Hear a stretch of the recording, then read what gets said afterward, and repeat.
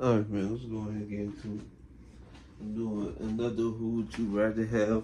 But this time I'm gonna do it with teams because I feel like with teams it's like it definitely have multiple factors. Like don't get me wrong, with players it also has multiple factors. But to evaluate a whole team and how would they like match up against each other, that's like a real fun exercise I just want in sport. And the two teams I just thought about doing a Who Would You Rather for is the 2015-16 Spurs and the 2007-08 Celtics.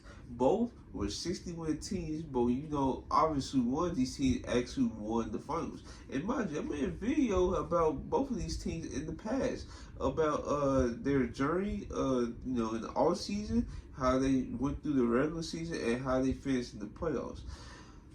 I might leave a link to both of those videos in the description, but we will see. But let's go ahead and get into it. So, how the 07-08 Celtics came about, it came about in multitude of fashion. Oh, well, before I get into that, let me do this real quick.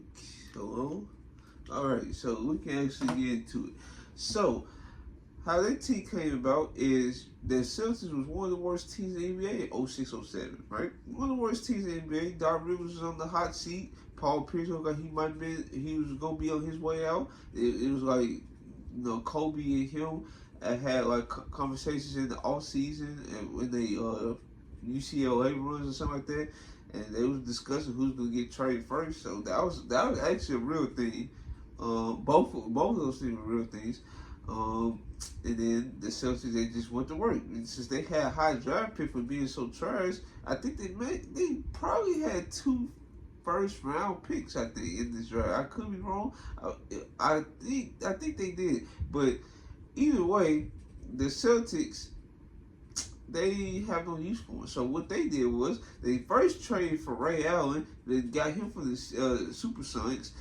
Because the Supersonics, like they was like one of those fast-paced teams that always give you trouble, but they just didn't have that extra juice to get them over the hump. So that's why they went ahead and traded Ray Allen to accelerate their rebuild because they ended up drafting KD. So yeah, they traded Ray Allen to a championship team. Okay, then a month later they ended up trading for Kevin Garnett, which was very pivotal because Kevin Garnett he was on the fence of trying to go to somebody like out west like the Suns or the Lakers.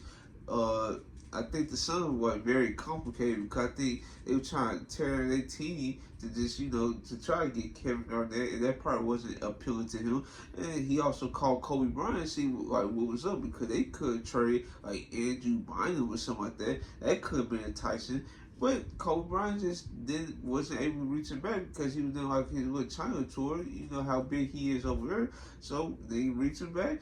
So he was just waiting, and then the Celtics came with an appealing offer and made sure Rajon Rondo was not in the deal because that was Cameron's preference to keep him out of the deal. So they kept him out of the deal, and that's how the trade came about, right? Now the Celtics, like we all know, they're one of the greatest defensive teams of all time. But before I get into them, let's talk about the 2015-16 Spurs. So in the 2014-15 season, they ended up losing in the first round to the Clippers. Mind you, that Spurs team was coming off a Finals championship. Now the reason why they was the lower season match is because they dealt with a multitude of injuries. And then players was getting older, so they need to like upgrade this roster like soon. So that's why they ended up losing to the Clippers because at the end of the day, just Chris Paul and Blake Griffin was just too much for them. So going into the 2015 offseason, they needed somebody to take them over the hump. And the best free agent in this class was LaMarcus Aldridge. LaMarcus Aldridge had a lot of offers. Even the Lakers had an offer for him. It was a bunch of pictures. You can look at Marcus Aldridge's Lakers. I bet you can find a bunch of like Marcus Aldridge like jerseys and stuff. I think somebody even made one and put it on. That's how serious the not commitment, but the recruiting process was for Marcus Aldridge to try to come to LA. But since Marcus Aldridge, he's born in Texas. He basically not really about the big lifestyle.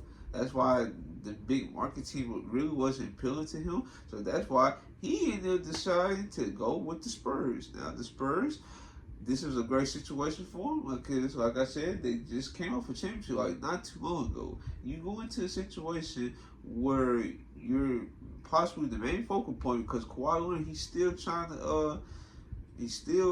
to get to that level of trying to be that superstar type player. Tim Duncan agent, Manu Ginobili agent, Tony Parker agent, and this roster, like I said, in general, is getting older. Like they had Pat Mills off the bench who was young, but wasn't gonna do it. I think around this time they still had Dane Green.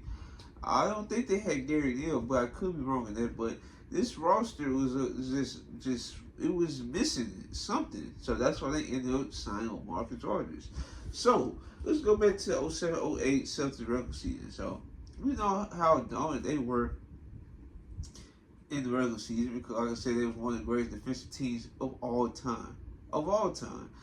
Kevin Garnett leading the way. I think this was the year he won Defensive Player of the Year.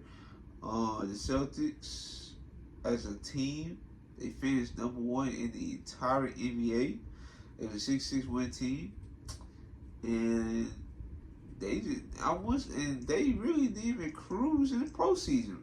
And this was the most, I won't say disturbing, but this was the most questionable thing that has happened because all their series went to 7 besides the finals. Like the first round, the 35-win Hawks team, I do not know how they went to 7 against them. I don't know how that happened. I still don't. And I probably need to watch it soon.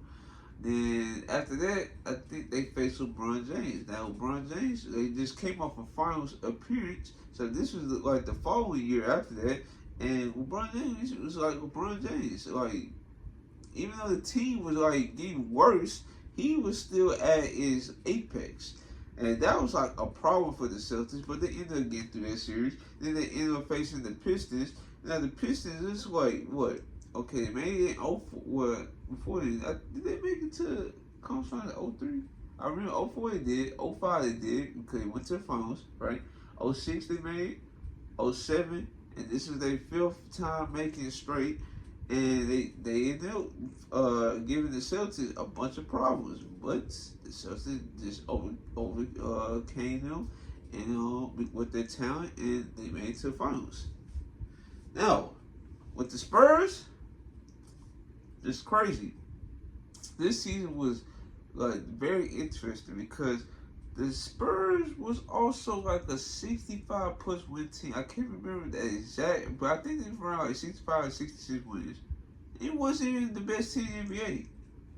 It was the 73-9 Warriors. This would make the season so crazy. We had 2 65-win Western Conference teams. 2 65-plus Western Conference teams.